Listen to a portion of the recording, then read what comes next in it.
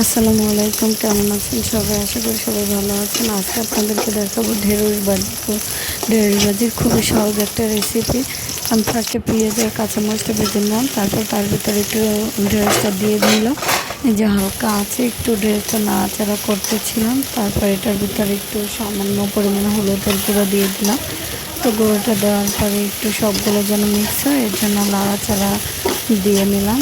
চারপাশটা একদম ভালোভাবে যাতে মিক্স হয়ে যায়। হলুদটা দেওয়ার কারণ হলো কি, হলুদটা দিলে একটু কালারটা সুন্দর লাগে, এর জন্য দিলাম। একটু লবণ দিয়ে দিলাম, তারপরে এটাকে একটা ঢাকনা দিয়ে ডেকে দেবো।